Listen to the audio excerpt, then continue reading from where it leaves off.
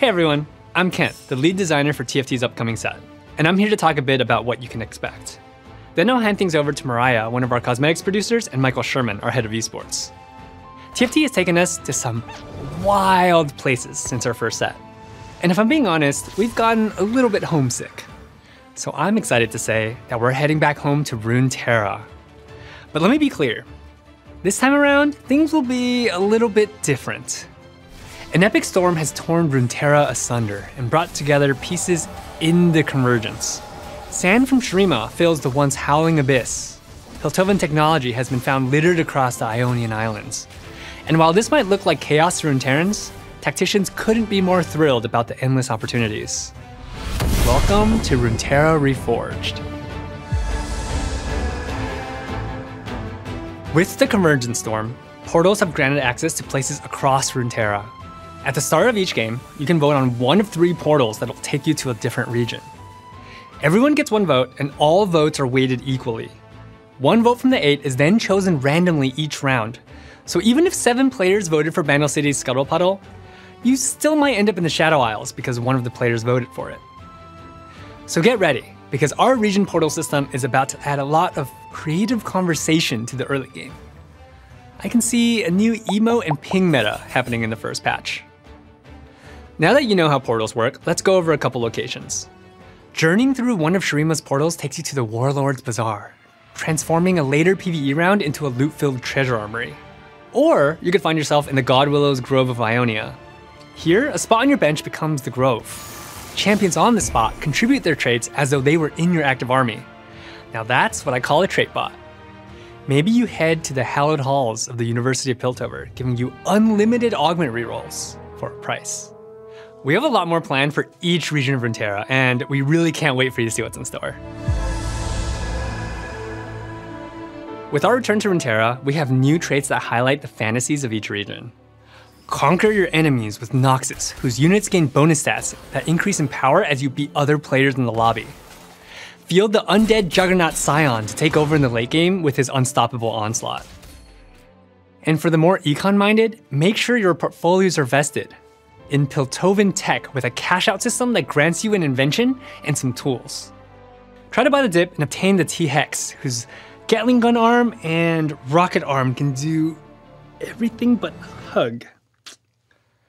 If transcendent powers are more to your speed, you can find that in Shurima. Build your Sun Disk and ascend your units to gain large stat bonuses. But don't sleep on the Ancient Empire. The Sun Disk can do more than just grant power with the right augment. The Yordles of Bandle City gain a stacking bonus at each star level and can even reach 4 stars. While their 1, 2, and 3-star variants will grant additional stat bonuses, at 4 stars their ability upgrades to a whole nother level. With the Void, you can summon help from below, like the cute Void Remora, the Rift Herald, and yep, even Baron Nashor. Baron posed a bit of a challenge for the team because if you've ever played Summoner's Rift, you've never really seen Baron's back. But don't worry, we've got you covered. In TFT, Baron's got back, literally. While region portals are our set mechanic for Runeterra Reforged, we're also introducing a new feature for the set. Hero augments are out, and we've got a new way to give every player more control over their destiny. Introducing Legends. Think of Legends as providing an upgrade to the existing augment system. Similar to how you select your lovable Chibi Lilia in the loadout screen, or a tactician that actually exists, you'll now be able to select one of your favorite legends. Legends will influence some of the augments you're offered throughout the game based on your selected playstyle. Before the game starts, you'll pick your favorite character who will guarantee you one of their most beneficial augments at each stage. For example, at 2-1, Tahm Kench will offer Rich Get Richer as one of your options. Then at 3-2 and 4-2, he'll give you a choice for a bunch of gold. But if you're wary of making a bargain with the River King this game, you'll also get 1 free reroll for each augment tier. These improvements both give you more variety and options, but also the ability to safely plan your comp knowing what your future augments hold. If you're not motivated by gold, selecting Ornn as your legend gives you access to his stash of powerful artifacts through augments like Portable Forge, Living Forge, and brand new artifact-related augments. Maybe you want to go super vertical, or come up with powerful new trait combinations. That's where Earth comes in. Selecting the original golden spatula wielder as your legend provides options for a veritable horde of emblems. We're super excited about all the opportunities Legends offer, and we can't wait to see what you think of them. Augments have come a long way since gizmos and gadgets. Back in those days, we had some major augment diffs and not a single reroll in sight. We know players largely love augments as a core mechanic, so we thought, why not more? In Runeterra Reforged, we're refreshing a grand total of 90% of our generic augments. We've already had 3 sets with our current augment roster. We've all seen Celestial Blessing, Thrill of the Hunt, Cybernetic Enhancements all the time, so we're more than ready for something brand new. In addition to the refresh, we're also bringing back trait-linked augments for all of our new traits to freshen things up even more. TFT is a complex game. We know that we can do more to make the experience smoother, especially for new players or folks that may have taken a break between sets. To this end, we've got a couple usability improvements to make things better. First, and most visible, is our Champion Inspect tool. Moving this panel has allowed us to add a boatload of new features while maintaining combat clarity. The new inspection tool shows you what type of damage your champion does, what items work well on them, their stats, spell information, and their range. Oh, and you can even inspect champions on the carousel as well. No more, who the heck is that, at the start of a new set. Additionally, we enhanced our trait tracker. You can now interact with champions inside of trait tooltips to learn more about them. And you can even see the trait's emblem and emblem recipe. Quality of life improved. You've wanted these features for a long time, so the UX team really appreciates your patience and is so happy to get them to you now. But we also know that change is hard, so we'll continue to keep an eye out for your feedback around this. All right, that was a lot. If it's starting to feel like Runeterra Reforged is our most extensive set to date, that's probably because it is, and we still have more to share. For now though, it's time to pass the mic to Mariah. Take it away. Hello everyone, Mariah here. It's so good to be back to share what the team's been working on for Runeterra Reforged. This set is about exploring a fragmented and chaotic version of Runeterra that can only exist in TFT. And who's more armed and ready to scout ahead in the middle of a convergence storm than Teemo? That's right, Chibi Teemo is coming to TFT. And enemy HP isn't the only thing he's been shredding. Let's check out some other tacticians before revealing Teemo's mythic variant. Also ready to explore are our new Summoner's Rift inspired river sprites. This time, we have 2. One is the embodiment of a consumable item, but please don't drink them. The other is an eager explorer armed with some familiar magical items. We've also brought one of the most contested jungle camps, Raptors, into TFT. Of course, we're giving them the TFT treatment and ensuring they're too cute to smite.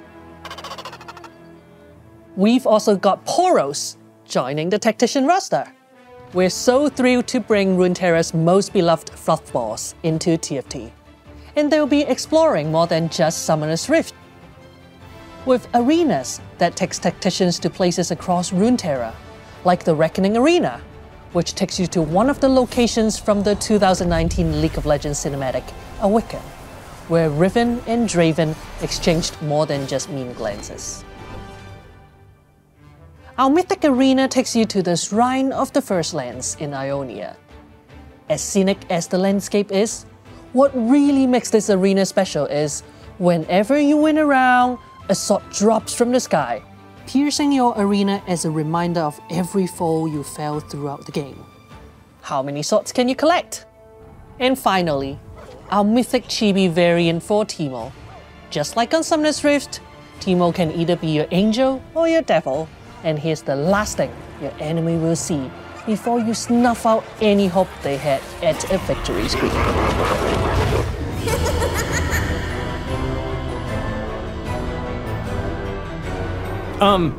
Mariah? Hey, can someone check on Mariah? I think she was supposed to introduce me. Well, anyways, hello tacticians. Sherman here to talk about TFT esports.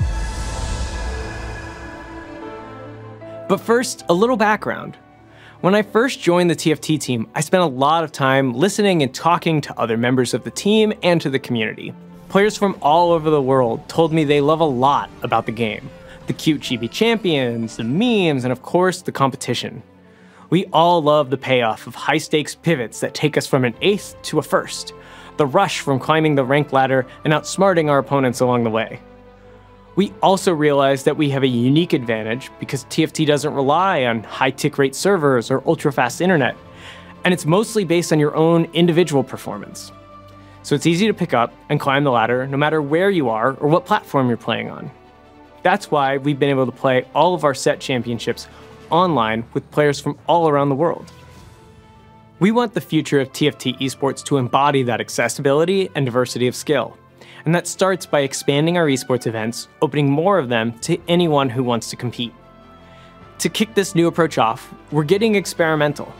I'm super excited to announce that this December, we'll be hosting our very first global LAN event in Las Vegas.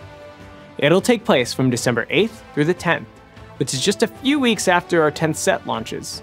Taking some notes from the FGC, we're hosting an open bracket event with 512 spots up for grabs.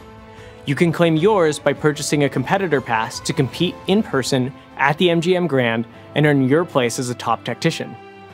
Unlike set championships, this event will celebrate your ability to quickly adapt to a new set rather than your mastery at the end of one. That means it's your shot at defining and refining the new meta. You know what they say, metas that happen in Vegas continue after Vegas? Something like that. While there, you'll have a chance to play alongside your favorite creators and pros, and who knows, maybe you'll take the stage against some of them. And don't worry, we'll still be holding set championships, so keep an eye out for more info towards the end of Runeterra Reforged. We'll be back later this year with more information about how to purchase passes. There will be some priority given to players based on their rank, so be sure to start climbing for a better shot at a pass when they're available. Alright, that's it for me. Best of luck, and we can't wait to see you in Vegas and enjoy Runeterra Reforged.